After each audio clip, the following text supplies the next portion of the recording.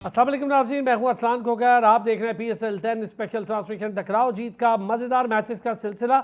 बस अब एक दिन का गैप और यानी आज और कल का गैप और परसों से मैचेस का दोबारा आगाज़। आप अपनी पसंदीदा टीम को अपने सामने खेलता मैदानों में एक बार फिर देखेंगे। इंशाल्लाह से बड़े शानदार तरीके से PSL दोबारा होने जा रही है। गुज़िश्ता रोज़ हमने बड़ी डिटेल डिस्कशन की और हमने कहा जी कि हम ज़रा बाबर आजम को लेकर, अपनी टीम को लेकर, डोमेस्टिक स्ट्रक्चर को लेकर, डोमेस्टिक और PSL के मसाइल को लेकर, PSL के आगे वाले मामलात क्या होंगे, PSL 10 के बाद अब ये सारे मुआहदे तब्दील होने, और जब मुआहदे तब्दील होंगे तो बहुत सारी शिकें भी तब्दील हो जाएंगी। ये शिकें क्या हो सकती हैं? नई टीम्स आ रही हैं, 2 टीम्स की इंडक्शन होनी है, जो वाजे कह दिया है PCB ने कि टीम्स की इंडक्शन होनी है। सलमान नसीर साहब ने कह दिया है कि अब होके रहेगी।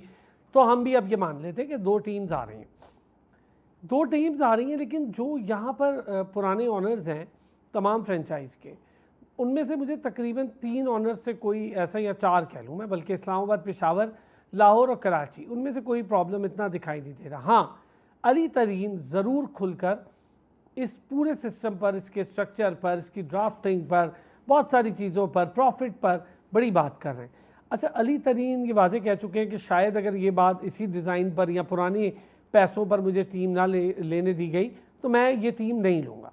अगर ये फ्रेंचाइज़ वो नहीं लेते तो क्या पहले से कोई ओपन है कि जी ये फ्रेंचाइज़ पर कोई और इंटरेस्टेड हो? ऑब्वियस है कि पाकिस्तान सुपर लीग एक ऐसा प्लेटफॉर्म है या एक ऐसा इवेंट है जिसमें कोई भी बड़ा से बड़ा बिजनेस टाइकॉन इन्वेस्ट करने को आंखें बंद करके तैयार हो जाएगा।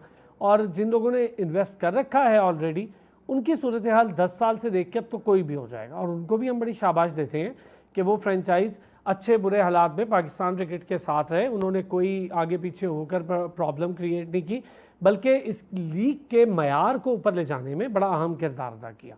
आज सारी डिस्कशन में कुछ प्लेयर्स हैं, उनकी अवेलेबिलिटी भी आ रही है। वेन डार डुसन बड़े शानदार प्लेयर हैं साउथ अफ्रीका के।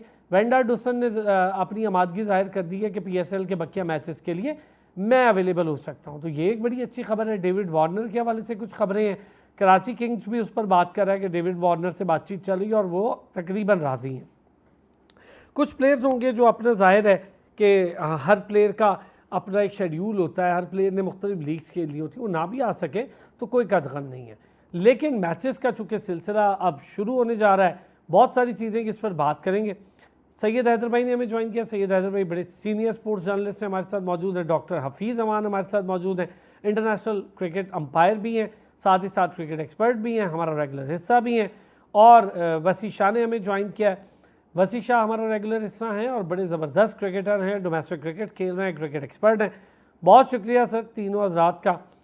अच्छा, हैदर भाई ने हमें डॉक्टर साहब और वसी चूँकि ज्वाइन किया तो चाहूँगा ज़रा हैदर भाई से शुरुआत करते हैं। हैदर भाई, सर PSL का आगाज़ वहीं से हो रहा है जहाँ पर मैचेस रुके, और हम देख रहे हैं कि 17 तारीख से इसका जब आगाज़ हो रहा है तो बड़ा जोशो खरोश पाया जा रहा है माशाल्लाह से। पाकिस्तानी भी बड़े जोशो खरोश में हैं, टीम्स भी देख रहा हूँ मैं बड़ी इधर उधर अपने मामलात भी चल रहे हैं, लड़कों को इकट्ठा किया जा रहा है। मुश्किल हालात ज़रूर थे, लेकिन इन मुश्किल हालात की बेहतरी के लिए काम भी किया PCB ने। इस पर PCB को क्रेडिट देना पड़ेगा कि स्टैंड बाय पे रखा, कैंसिल नहीं कर दी। बिल्कुल सही बात है आपकी अरसलान, इसमें कोई शक नहीं है। लेकिन अब जो PSL के मैचेस होंगे वो IPL को दिखाने के लिए होंगे। ठीक है कि क्योंकि जो सिचुएशन इस पिछले सिनारियो के बाद बनी है, जो इंडिया पाकिस्तान वॉर के बाद, तो कौम जो है बड़ी चार्ज हो गई, बड़ी वेरी इलेक्ट्रीफाइड है। और अब वो दिखाना चाहेंगे कि जी हमारे ग्राउंड्स भी भरे हुए हैं और हम क्रिकेट हमारे यहाँ बड़ी मकबूल है। और सबसे बड़ी चीज़ ये कि हम बड़े मुतमईन लोग हैं, हमारा कोई मसला नहीं है, कोई हमारे यहाँ किसी किस्म की अनारकी नहीं है। तो ये चीज़ें हैं। अब हम क्रिकेट पे बात कर लेते हैं, सियासी बातें तो छोड़िए, क्रिकेट पे अगर बात करें PSL में, तो PSL में अब जो 4 टीमें हैं, 3 टीमें हैं जिनकी पोजीशन जो है वो प्लस माइनस में चल रही है। इस्लामाबाद, कराची किंग्स और लाहौर कलंदर और पेशावर ज़ल्मी, ये 4 टीमें जिन्होंने 3 टीमों की जगह बनानी है। कोयटा जो है वो ऑलरेडी 13 पॉइंट्स हैं उनके, कोई चांस नहीं है कि वो नीचे जा सकें।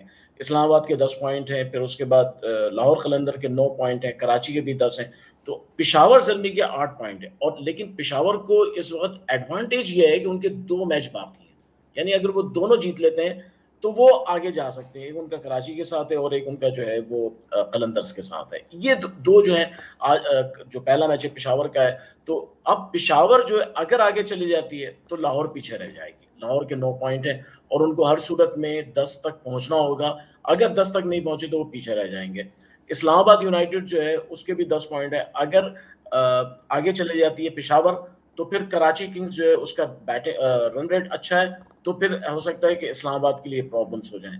तो बड़ी अजीब सी सिनारियो है और उसमें जो धचका सबसे ज्यादा लग रहा है वो लाहौर कलंदर को लग रहा है कि डैरल मिचेल नहीं आ रहे हैं, हाँ। जो उनको जितवाते रहे। 3-4 मैच उन्होंने 3 मैच जितवाए। दूसरी तरफ जो कराची किंग्स है उसके पास वो सारे प्लेयर्स मौजूद हैं जो खेलते रहे, यानी डेविड वार्नर भी है। लेकिन आगे प्ले ऑफ में जो प्रॉब्लम आ रही है, फिन एलन नहीं आएंगे कोयटा के, माइकल चैपमैन नहीं आएंगे। तो ये जो प्लेयर्स हैं, फॉरेन प्लेयर्स हैं, उनके ना होने से दो टीमों को बड़ा फर्क पड़ने वाला है। एक कोयटा को बड़ा फर्क पड़ने वाला है और एक लाहौर कलंदर्स को। ज़बरदस्त, बड़ा सही आपने ब्रीफली इस पे बड़ी अच्छी बात की डॉक्टर साहब। ये वाकई में अब हम प्लेयर्स को देखते हैं तो कुछ प्लेयर्स जाहिर है उनकी कमिटमेंट्स हैं, उन्होंने अपना टाइम पूरा देना था, लेकिन चूंकि लीग हमारी उससे आगे चली गई तो उनकी अपनी कमिटमेंट्स हैं। अच्छा, ये दो टीमें कोयटा और लाहौर, अच्छा लाहौर के लिए भी अब मार्जिन बड़ा कम है क्योंकि लाहौर ने अगर आगे जाना है तो मैच जीतना है हर सूरत पेशावर ज़ल्मी से, और पेशावर ज़ल्मी के पास मार्जिन है अभी 2 मैचेस का। अगर तो लाहौर मैच जीतती है तो उसका रन रेट बेहतर है, शायद रन रेट की बुनियाद पे आगे चली जाती। अब तो जीतती है तो वैसे ही चली जाएगी क्योंकि 11 पॉइंट्स हो जाएंगे। लेकिन पेशावर अभी 8 पर है, 2 मैच में से एक भी जीतती है 10 लेगी और हार जाती है एक तो सिर्फ 10 पे स्टैंड करेगी। फिर ये बड़ा ट्रिकी मामला हो जाएगा। मैं जो मोस्ट इम्पोर्टेंट मैच है अरसान भाई, इसमें जैसे अदर भाई ने काफ़ी डिटेल से बता दिया, वो है लाहौर का मैच जो पेशावर के साथ है, अपना मैच। पेशावर को कराची का मैच तो जीतना है ही है, उसके अलावा जो उससे भी इम्पोर्टेंट मैच है वो शायद हार के भी वो शायद क्लिक कर सकते हैं, लेकिन लाहौर वाला मैच उनका मस्ट विन है। क्योंकि लाहौर से अगर नहीं जीते, समझ लें कि वो मतलब वो कह लें कि नॉकआउट मैच है, वो बाय एनीवेज उनको जीतना जीतना है। कराची से जीतने के बाद तो लाहौर को बहरहाल वहां पर स्टे करना है, इंतजार करना है कि वो कराची से जीत के आगे पहुंचे और फिर लाहौर उनके साथ वहां पर मैच डाले। लेकिन अगर लाहौर के जैसे आपने बताया कि डैरल मिचेल नहीं आ रहे, अभी बहुत सारी खबरें ही हैं पाइपलाइन में है, कौन आ सकता है कौन नहीं आ सकता, कभी कुछ प्लेयर्स के साथ बातचीत अभी चल रही है, तो ये धचका पेशावर को भी लगेगा उतना ही। उनके मिचेल ओवन भी नहीं आ रहे, लुकवुड भी नहीं शायद आ रहे, तो उनको भी फर्क पड़ेगा। तो ये मेरा ख्याल है कि बैलेंस आउट हो जाएगा प्लेयर्स का आना या ना आना। शायद किसी एक आध टीम को थोड़ा बहुत एडवांटेज तो हो जाए, लेकिन अगर एक के दो नहीं आ रहे तो दूसरी टीम के भी 2 नहीं आ रहे प्लेयर, तो उससे मेरा ख्याल है बहुत ज्यादा फर्क पड़ेगा नहीं किसी भी टीम को। बल्कि मुझे यूं लग रहा है कि जैसे शायद उनका जो अखराज है टीमों से, यानी कि इंटरनेशनल प्लेयर्स का, I mean sorry overseas players का, उसके बाद हमारे लोकल प्लेयर को जब चांस मिलेगा तो उनका रोल हो जाएगा 12वें खिलाड़ी वाला, इफ्तिखार आरिफ वाले 12वें खिलाड़ी वाला, क्योंकि वो एक सानहे के इंतजार में थे, सानहा तो इत्तेफाक से हो गया, तो उसके बाद अब उनको अपना भरपूर दिखाने का मौका मिलेगा। तो वो परफॉर्मेंस जो हम पहले उनके यूं देखते थे कि कभी एक मैच में आ गए चले गए, कभी 5 मैचों के बाद 4 मैचों के बाद एक मिल गया, थोड़ी सी परफॉर्मेंस हुई, 4 ओवरों के बजाय 2 ओवर मिले या आखिर में 5 बालें मिल गई, तो वो अपनी टैलेंट को या अपनी उस परफॉर्मेंस को शोकेस कर नहीं सकते थे प्रॉपरली। तो अब उनको पूरा भरपूर मैच मिलेगा, तो ये खुश आइंद है पीएसएल के लिए, अपने लोकल प्लेयर्स के लिए, पाकिस्तान क्रिकेट के लिए, कि नेक्स्ट जो टीम बनेगी इन लड़कों को जितने भी बकिया मैच हैं उनमें से भरपूर अपनी सलाहियत दिखाने का मौका मिलेगा।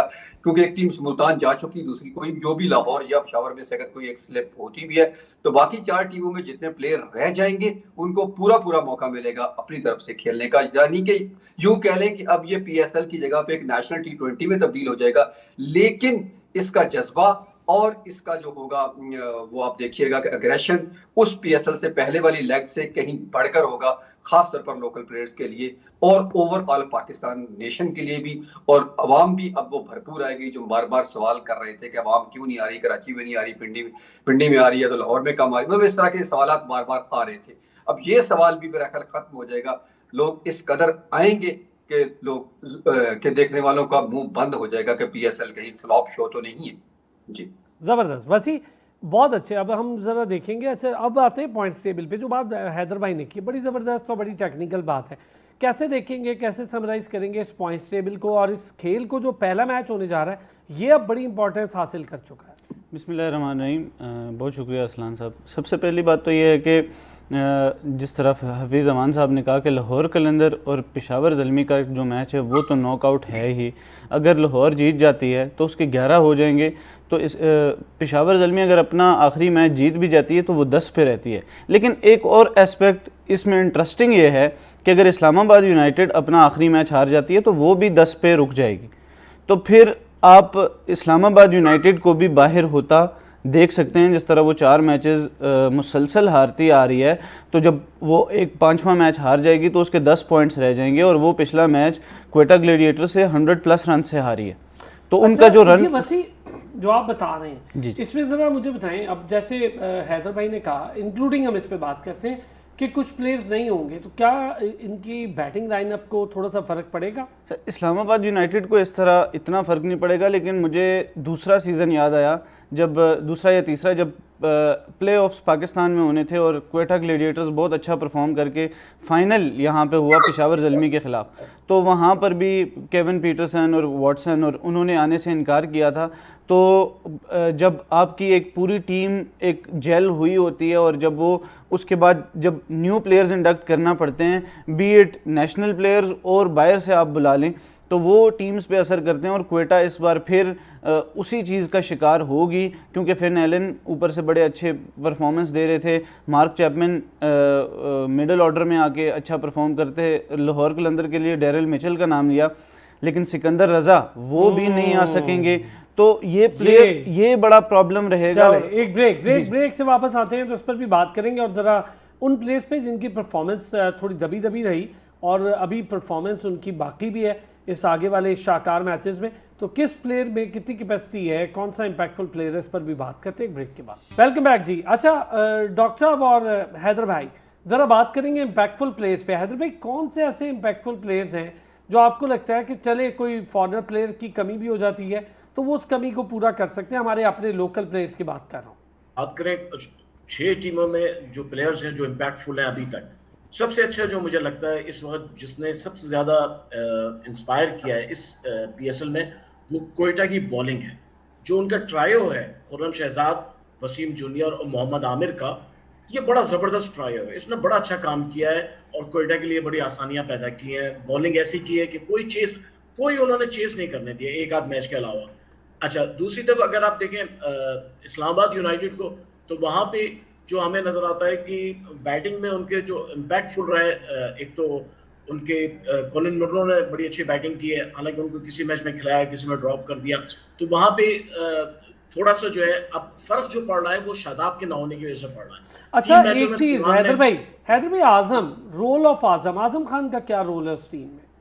आजम खान तो मेरे ख्याल से इस साल कुछ भी नहीं किया आजम खान ने, मुझे तो कुछ नजर नहीं आया। मुझे नहीं लगता है कि आजम खान की परफॉर्मेंस कोई बेहतर हुई है। उनकी फिटनेस लेवल तो खैर है ही खराब, पहले से और मजीद लगता है खराब हो गया। बैटिंग भी सही नहीं कर पाए कोई अच्छी, और कीपिंग में भी बड़ी गलतियां की हैं उन्होंने काफी। उन्होंने 1-2 स्टंप्स उनके हाथ से मिस हो गए, कुछ 1-2 कैच छूट गए। अच्छा, अगर कराची किंग्स को देखें तो कराची किंग्स में आपको सबसे जो इम्पैक्टफुल नजर आता है वो डेविड वार्नर की कप्तानी नजर आती है। डेविड वार्नर ने बड़ा अच्छा टीम को लीड किया है। जो गैप चल रहा था कराची किंग्स में 1-2 साल से, उस गैप को पूरा कर दिया है डेविड वार्नर ने। और दूसरी तरफ जो है अगर आप देखें पेशावर ज़ल्मी में अभी तक हमें जो नहीं मिल सका है वो साइम अयूब है, जो सबसे उनका बैकबोन था, जिसको परफॉर्मेंस देनी थी वो अभी तक नहीं दे पाया। उसकी जगह जिसने सबसे अच्छा काम किया वो नईम है। नईम ने जो बैटिंग की है लाहौर कलंदर्स के लिए वेरी इंपैक्टफुल। मैं समझता हूँ उसको पाकिस्तान टीम में चांस देना चाहिए। वो मुस्तकबिल में एक बड़ा स्टार बन सकता है अगर उस पर थोड़ा काम किया जाए। तो ये 5-6 लोग ऐसे बड़े इंपैक्टफुल हैं जिन्होंने बड़ा अच्छा इस PSL में परफॉर्म किया है। लेकिन बात वहीं पे खत्म हो जाती है। अगर आप जाके बाबर आजम से नेशनल टीम में ओपनिंग कराएंगे या रिजवान से कराएंगे तो फिर नईम की जरूरत नहीं है। फिर ये सारे ड्रामे खत्म कर देना चाहिए और नईम को, शहजाद को, इन सबको बोले भाई आप घर बैठे, हमें आपकी जरूरत नहीं है। तो ये सारा मसला है। बात PSL आप एक साल में 1 नहीं 10 करा लें, लेकिन अगर आप नेशनल टीम में वही रिवायती प्लेयर्स ले लें तो फिर कुछ नहीं हो पाएगा। अच्छा डॉक्टर साहब, हम इम्पैक्टफुल प्लेयर्स में से आजम खान मैं समझता था बड़ा इम्पैक्टफुल हो सकता है क्योंकि उन्हें लोअर मिडिल ऑर्डर पे ज़रूरत नहीं कर सका।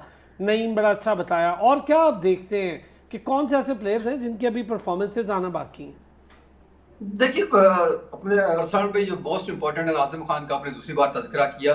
मेरा ख्याल है कि यहाँ पर सबसे जो बड़ी गलती फ्रेंचाइज का, ठीक है बार बार कहा जाता है कि मॉडल है, प्राइवेट है, उनकी मर्जी है, जिसको मर्जी खिलाएं, जिसको मर्जी ना खिलाएं, लेकिन जब आप बार बार पीएसएल को पाकिस्तान क्रिकेट के साथ अटैच करते हैं, जो कि हम अलग कर भी नहीं सकते, तो क्योंकि यहीं से हम प्लेयर्स को लेते हैं, हसन नवाज की मिसाल है या और बहुत सारे लोगों की मिसाल है, तो हम उनको यहीं से अगर पकड़ते हैं तो फिर हमें इसको अलग नहीं कर सकते किसी न किसी शक्ल में। ये पाकिस्तान क्रिकेट बोर्ड या पाकिस्तान क्रिकेट की नर्सरी कह सकते हैं, हम T20 की एटलीस्ट नर्सरी कह सकते हैं, तो वहां पर आजम खान का वो रोल नहीं है ही नहीं।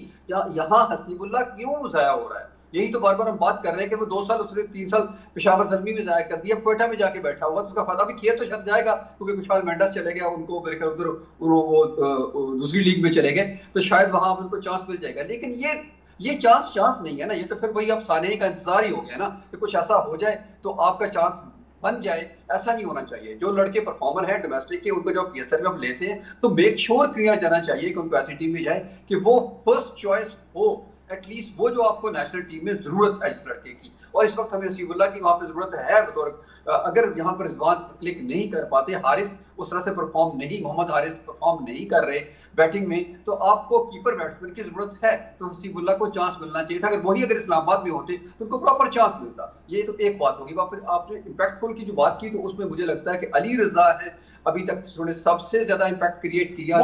कमाल की बॉलिंग कर रहा है, कमाल की जी।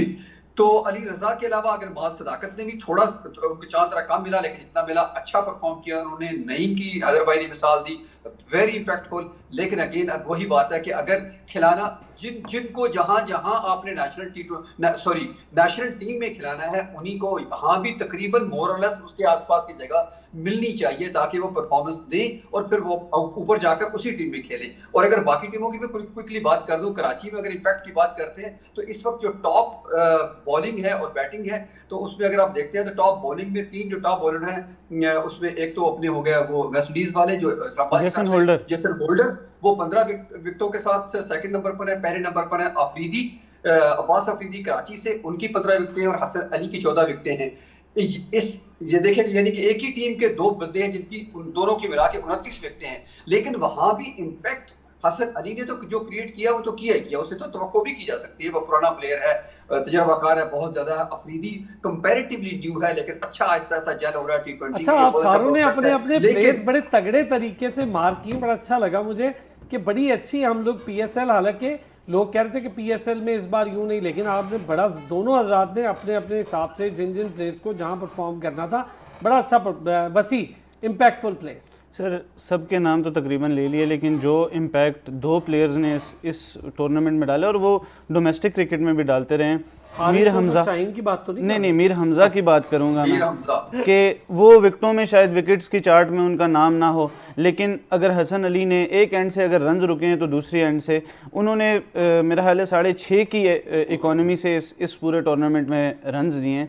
तो जब आपके टॉप से 2-3 अच्छे ओवर निकलते हैं, अब लाहौर कलंदर को भी आप देख लें कि शाहीन जब ऊपर से 2-3 अच्छे ओवर करते हैं तो लाहौर कलंदर की परफॉर्मेंस एक अलग दिखती है, और जब आप के शाहीन या हारिस से ऊपर से ओवर्स नहीं होते तो वो एक चीज़ होती है। फिर नईम का नाम इन्होंने लिया। नईम को जिस तरह हैदर साहब ने कहा, मैं थोड़ा इख्तिलाफ़ करूँगा कि he is it's too early to say कि यार उसे पाकिस्तान टीम में जगह दे देनी चाहिए, क्योंकि ये नहीं है। लेकिन उसके अलावा जो एक फ़ास्ट बॉलिंग में अली रज़ा के साथ साथ उबैद शाह, जिस तरह उन्होंने परफॉर्म किया, वो एक हारी हुई टीम के, वो कहते हैं ना हारे हुए लश्कर का सिपाही है, लेकिन उसने भी 12 विकेटें इस टूर्नामेंट में ली हैं।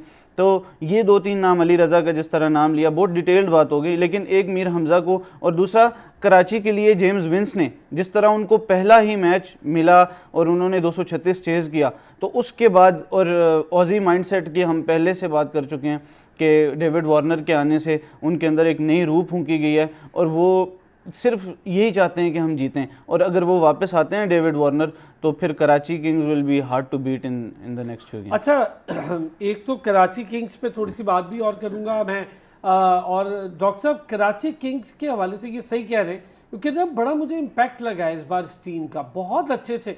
आप मिडिल ऑर्डर में देखें, इरफान बड़ी अच्छी परफॉर्मेंस दे रहा है, और ज़रा मैं उसकी परफॉर्मेंस का बड़ा अरसे से वेट कर रहा था। इसी पर चूँकि हैदर भाई ने हमें ज़रा जल्दी बात इसलिए करूँगा कि इस सेशन के बाद मुदस्सिर ने ज्वाइन कर रहा था। हैदर भाई, इरफान नियाजी सर, इरफान नियाजी के हवाले से ज़रा ज़रूर बात करनी चाहिए। और मोहम्मद आमिर बहुत अच्छी बॉलिंग कर रहा है क्वेटा के लिए। जी बिल्कुल, मोहम्मद आमिर तो खैर तजर्बा है उनके पास, बहुत सालों का उनके पास एक्सपीरियंस है, तो ज़ाहिर है वो उसको इस्तेमाल कर रहे हैं, उनको पता है कि कहाँ पे बॉल बीट कर सकते हैं। देखिए इरफान नियाजी एक अच्छा ऑलराउंडर है, हमारे पास उसको सही तौर पर अभी तक इस्तेमाल नहीं किया गया।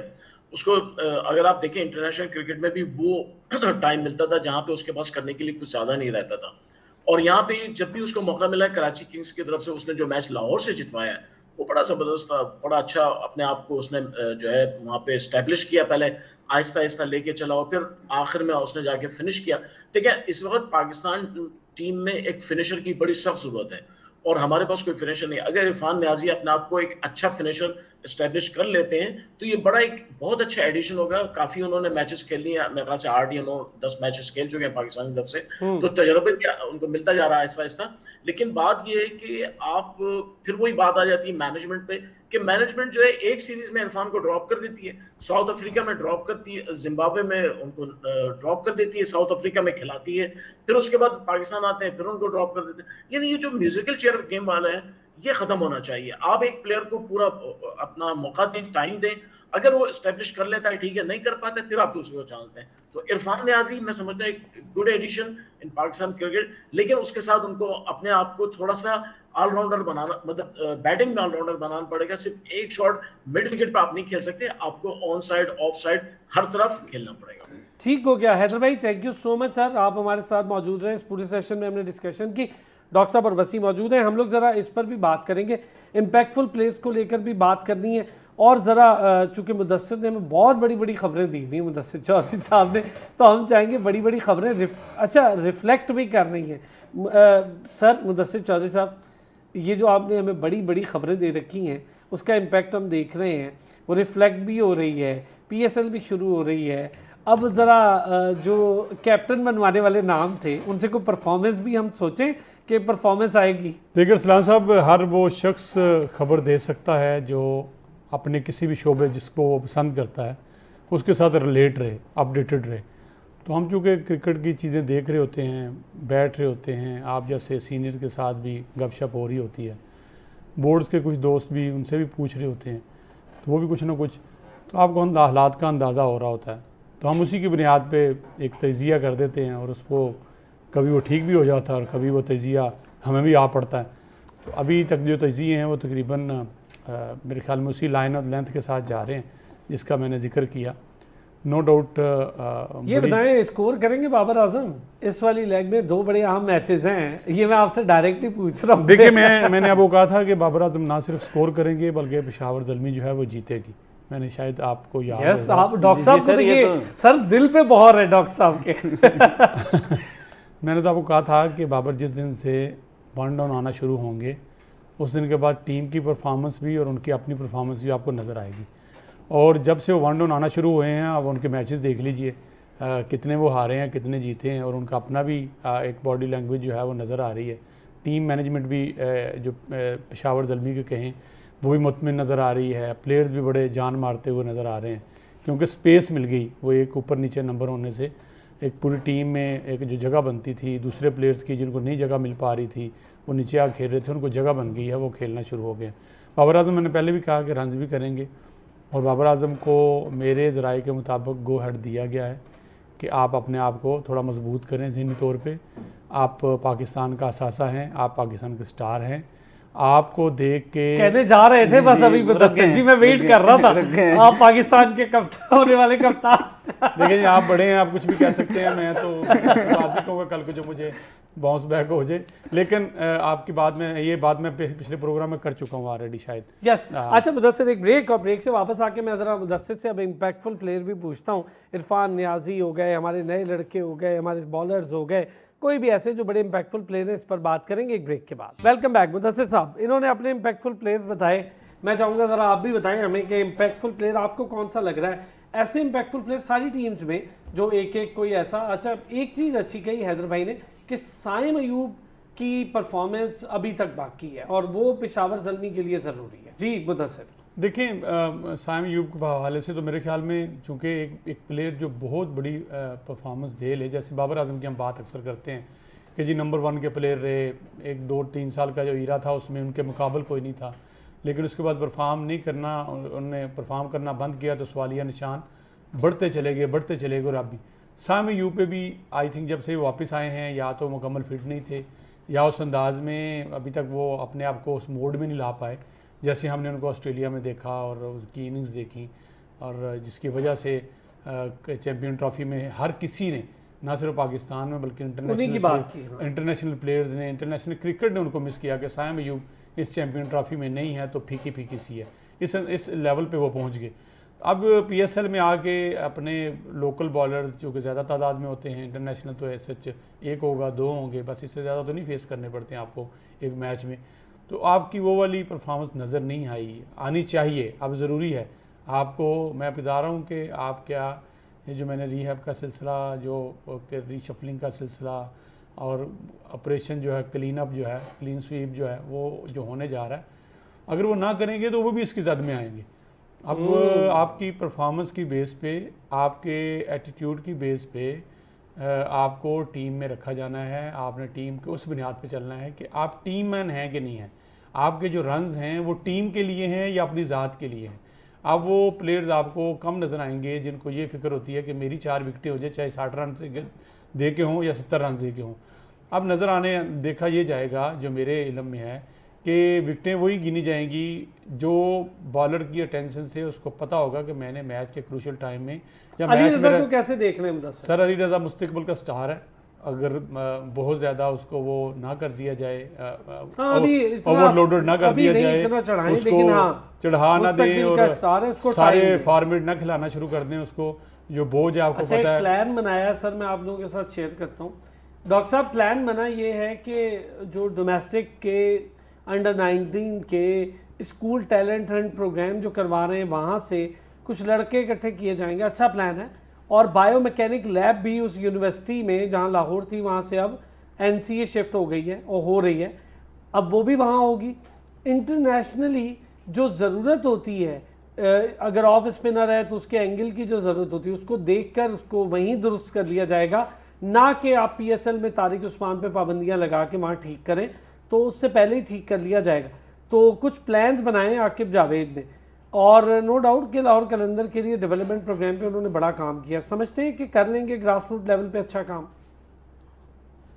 देखिए, जो है ना domestic development program, that is the most important program. पूरी क्रिकेट की बेस बुनियाद, सारी क्रिकेट, जैसे हम कहते हैं कि पूरी क्रिकेट की बुनियाद क्लब क्रिकेट पर खड़ी है, क्लब क्रिकेट की बुनियाद अगर देखा जाए तो स्कूल क्रिकेट पर खड़ी है, और स्कूल क्रिकेट से ही ये बुनियाद लेके बच्चा आगे आता है। अब मुझे नहीं पता कि इनका टैलेंट हंट्स प्रोग्राम होगा किस तरह से, क्या वही लाइन 500 बच्चों की लाइन लगा के 2-2 बॉलें करवाई जाएंगी, या एक और तरीकाकार जो आमतौर पर दुनिया में राइज है, जो मेरे इंटरनेशनल सोर्सेज हैं, जो मतलब कोचेज हैं जो काम कर रहे हैं, बहुत सक्सेसफुली काम कर रहे हैं, उससे जो मेरी जब भी बात होती है तो उनका तरीकाकार तो ये होता है, वो कहते हैं हम हर स्कूल में जाते हैं बगैर किसी रजिस्ट्रेशन के, बगैर किसी बात के, मैनेजमेंट के साथ बात करके हर बच्चे और बच्ची सबको चांस दिया जाता है, कोई भी रह ना जाए इसमें से, हर एक को चांस दिया जाता है। और हम सॉफ्ट बॉल के साथ प्लास्टिक बैट या जो हल्का बैट होता है उसके मुताबिक, कद के मुताबिक बच्चे के, उसको दिया जाता है और वो उससे हिट करता है। तो उससे हम क्या देखते हैं कि हैंड आई कोऑर्डिनेशन किसकी बेहतर है,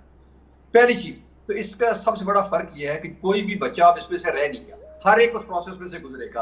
अब उनमें से जो बच्चे सिलेक्ट हो जाते हैं, मतलब जिनको मुझे लगता है कि इनकी हैंड आई कोऑर्डिनेशन ठीक है, इस गेम के लिए फिट है, उनको फिर रिकमेंड करते हैं कि आपका लोकल इस एरिया का फलां क्लब है, उसमें या फलां 2-3-4 क्लब रिकमेंड कर दी जाती है उनको कि वहां पर भी गेम होती है शाम को। इफ यू आर इंटरेस्टेड, उनके पेरेंट्स को कहा जाता है कि आप अपने बच्चे को वहां पर दाखिल करवा सकते हैं। ऑफ कोर्स ये फिर इंटेंशन जो उनकी अपनी मर्जी उनकी पेरेंट्स की है, वो करवाना चाहे तो फिर वहां से करवाते हैं। इस तरह से होता क्या है कि इस प्रोसेस में, ये सबसे बॉटम का जो प्रोसेस मैं बता रहा हूँ, पहला प्रोसेस, तो उससे फायदा ये होता है कि क्लब्स को भी मुसलसल बच्चे मिलते रहते हैं, और बच्चों को भी पता होता है कि अगर मेरे में टैलेंट हुआ तो मैं मिस नहीं हो पाऊंगा, और पेरेंट्स को भी पता होता है कि अब यहाँ से बच्चा हमारा प्रोफेशनलिज्म की तरफ जाएगा। तो this is the first step. अगर इसी फुट स्टेप्स को फॉलो करते हुए आकिब जावेद साहब ने प्लान किया तो डेफिनेटली बहुत बेहतर होगा। वो पुराने कोच हैं और ये उनका असल काम है, तो यहाँ से जरूर मुझे लगता है कि जरूर बच्चे निकलेंगे। सिर्फ मैं अगर गुजारिश ये करना चाहूंगा कि ट्रायल बेस वाली एक्टिविटी बिल्कुल ना कीजिएगा, जिसमें 43, 44 टेम्परेचर में आप बच्चों की लाइन लगवा दें और एक एक बॉल करवाते जाएं, और सेलेक्टर्स उनको देखें भी ना, जैसे हमारे क्लब क्रिकेट में हुआ करता था, रीजन की क्रिकेट में हुआ करता था। ट्रायल, मैं सर ये आपने अच्छी बात की, वसी ट्रायल, क्या ट्रायल बेस्ड डेवलपमेंट प्रोग्राम्स नहीं चलते? मैं तो इसको मानता ही नहीं।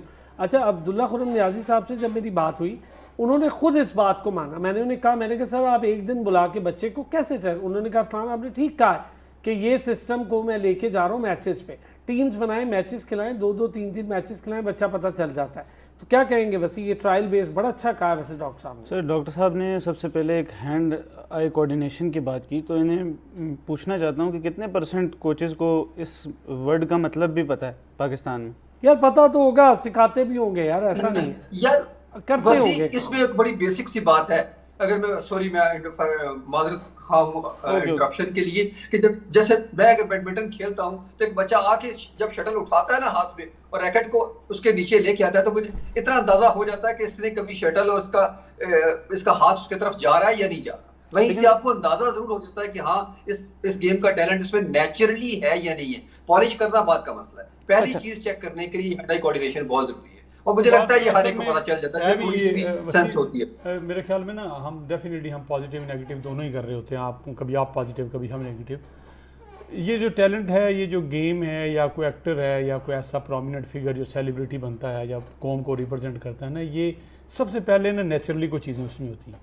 आपके ये नहीं कह सकते आप किसी को पकड़ें और कहे कि आओ बेटा मैं तुम्हें बनाऊँ, नहीं, कुछ ना कुछ होता है। आगे फिर कोचेज़ ने उसको पॉलिश करना और चीज़ें, फिर वही बात है कि हमारे पास बहुत सारी चीज़ों की कमी है, लेकिन जो आपकी बॉडी लैंग्वेज है ना, आप मुझे समझ सकते हैं, कम्युनिकेट कर सकते हैं, या डॉक्टर साहब उधर कैनेडा में बैठे हैं जो हमारी ज़ुबान को समझ सकते हैं या हमें समझा सकते हैं, शायद लोकल्स को उस अंदाज में नहीं समझा सकते। ये बड़ा फ़र्क होता है टेक्निकल बातों का और चीज़ों का, लेकिन बॉडी लैंग्वेज, एक दूसरे का आई कॉन्टैक्ट।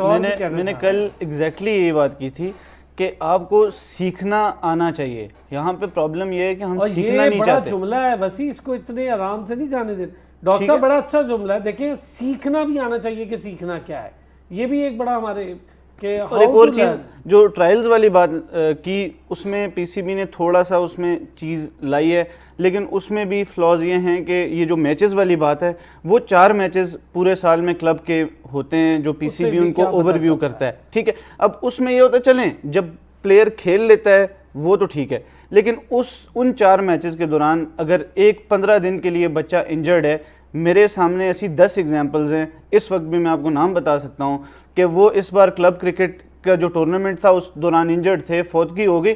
हमारे बच्चों को पैसा तो नहीं मिल रहा ना, तो वो घर वाले कहते हैं इधर आ जाओ, तुम्हारे भाई की शादी है तो सारे मामला तुमने देखने। ये तो जो क्लब क्रिकेट हो रही है वो पूरे साल का पीसीबी को ओवरव्यू करना चाहिए, देखना चाहिए कि किस बच्चे ने पूरा साल जो क्लब के मैचेस हुए हैं वो किस तरह 4 मैचेस की 6 मैचेस की परफॉर्मेंस पे क्लब मैचेस की पार्टिसिपेशन एग्जैक्टली। तो वो कहना चाह रहे मुद्दसर सर, देखें मैं इस पे बड़ा हूँ स्ट्रिक्ट सा कि आप कमरों में बैठ के तल्लुकात की बुनियाद पे, सर सिलेक्शन कमरों में तल्लुकात की बुनियाद पे रीजनल हेड को सिर्फ उनकी रिपोर्ट्स पे टीमें सेलेक्ट नहीं कर सकते। खासकर आपकी इंटरनेशनल टीम आप नहीं बना सकते, चाहे अंडर 19 की है, 13 की है, 15 है, 17 एमरजंग और नेशनल टीम कुछ भी हो सके।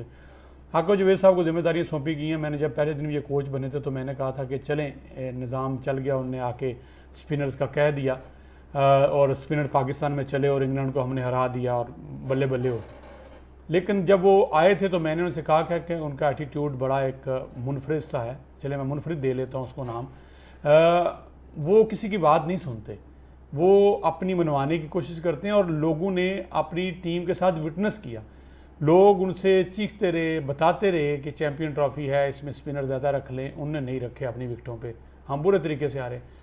न्यूजीलैंड में आप जाते हैं, आपको कहा जाता है कि वहाँ पिचेज़ और हैं, वहाँ आप 3-3, 4-4 स्पिनर्स ले गए। इस तरह का उनका एटीट्यूड है। दूसरा, जब आप अपनी नेशनल अकेडमी में बैठे हैं, आपने पीसीबी के ज़ेरे एहतमाम है वो अकेडमी, और दूसरी तरफ आपकी एक फ्रेंचाइज है, उसकी एकेडमी है, आप उसके भी स्टेक होल्डर हैं, आप उसके साथ भी हैं। मुझे बताएं अरसलान साहब, कैसे आप मेरिट कर पाएंगे? नहीं कर पाते। बहुत अच्छा डॉक्टर साहब मुदस्सिर, ये पॉइंट अच्छा है, इसको जरा इस पर डिस्कस ज्यादा करेंगे। डॉक्टर साहब, ये जो मुदस्सिर का पॉइंट है ये बहुत अच्छा पॉइंट है। एक तरफ लाहौर डेवलपमेंट प्रोग्राम हो जाएगा किसी फ्रेंचाइज का, और वही पहले तो वही एकेडमी बना हुआ था, सारे लड़के वहीं से आ रहे थे, और दूसरी तरफ आपकी अपनी एमसी है, कैसे जस्टिफाई करेंगे? देखिए, कन्फ्लिक्ट ऑफ इंटरेस्ट तो जहां जहां है वो तो टोटल हम कंडेम करते हैं उसको। अभी जो वाइक हैसन पर भी जब कल हम बात कर रहे थे तो यही सबसे पहला क्वेश्चन उठा था कि क्या अब ऐसा तो नहीं होगा कि इस्लामाबाद यूनाइटेड वहां पर सारी की सारी खेलनी शुरू हो जाएगी। अजहर महमूद जब यूनाइटेड के साथ थे, अभी आई डोंट नो कभी है कि नहीं है, वो जब थे तो वहां से भी टैलेंट इस तरफ को आ रहा था। तो इस तरह जब भी हमारे यहाँ जब लाहौर कलंदर से भी बहुत सारे इस तरह लोग आए आकिब जावेद के साथ, तो ये एक नेचुरली जाती पसंदो नापसंद होती है जिन प्लेयर्स को आप खुद ग्रूम करते हैं। अपना बच्चा किसको अच्छा नहीं लगता, सिंपल एज दिस। तो यहाँ पर आपका कन्फ्लिक्ट ऑफ इंटरेस्ट तो आएगा ही आएगा। तो ये तो पाकिस्तान क्रिकेट बोर्ड का और काम भी है कुछ कि वो कहना पहले चाह दिन रहे से हैं इस सर मुदस्सिर, आज बहुत सवालात के डॉक्टर साहब साथ। मेरा देखिए, मैं फिर बात वही कर रहा हूँ, आप दोनों सीनियर हैं, वसी चले हमारे से जूनियर हैं थोड़े से, लेकिन जल्दी मसला से सर, कमाल टाइम का का चीज़। मैं आज टाइम इस मैं बताता हूँ कि मुझे सिर्फ इतनी बात बताइए कि आपने बिल्कुल मेरी बात का जवाब दे दिया कि इस्लामाबाद यूनाइटेड के अगर अजहर अली होते हैं और लाहौर कलंदर के अगर आकिब जावेद होते हैं तो वो सुबह शाम अपने लाहौर कलंदर्स के प्लेयर को देखते हैं, उनको वही अच्छे लगते हैं, जैसे आपने अपने बच्चे का जिक्र किया। ऐसे इस्लामाबाद यूनाइटेड को तो यही बात मैं करना चाह रहा हूँ कि जब आप फील्ड में निकलेंगे रोजाना सुबह शाम बाहर Conflict of जाएंगे, interest आपको है। प्लेयर्स खेलते हुए दूसरे भी नजर आएंगे, फिर आप कहेंगे नहीं ये लाहौर कलंदर के दूसरे या दूसरी फ्रेंचाइज से खेलते ज़्यादा प्लेयर ये अच्छा है। आप जब एक दायरे में रहेंगे, मसलन आप लाहौर डेवलपमेंट से निकले, फिर पेशावर चले गए, पेशावर से निकले पीसीबी आ गए, तो आप उस दायरे में रहेंगे, आपको 2-3 टीमें वही मतलब नजर आप आएंगी। बिल्कुल, मैं इसके हक में हूँ। बहुत अच्छी बात कही है कि पूरी तरीके से नेशनल क्रिकेट एकेडमीज को फाल सर करें। एक जल्दी एक, जी, एक, बस एक जल्दी आखिरी से, बात जल्दी सर, से। हमारी नेशनल क्रिकेट एकेडमी आपको याद होगा, अहमद शहजाद हमारे लिए 2 वर्ल्ड कप खेले हैं। जी जी, आप उधर एक हमने रूल बनाया हुआ है कि 2 साल अगर डोमेस्टिक नहीं खेली तो आप एनसीए में घुस नहीं सकते। ओ भाई, तो क्लब वाला तो बेचारा वैसे ही नहीं मेरे आ सकता। जैसा बंदा फिर सही कैसे बात है। जाएगा? बहुत तो शुक्रिया ये चीज़ मुदस्सिर चौधरी साहब। अरसलान हमारी वसी सुनने नहीं साहब, चाह रहे, हम मैंने साफ लगा। बहुत शुक्रिया वसी, thank you so much. Doctor साहब थैंक यू सो मच, बहुत शुक्रिया। कल फिर होती है आपसे मुलाकात नाज़रीन, और इसी दुआ के साथ कि हमारी PSL बड़ी शानदार तरीके से आगे बढ़े। अपना ख्याल रखिएगा।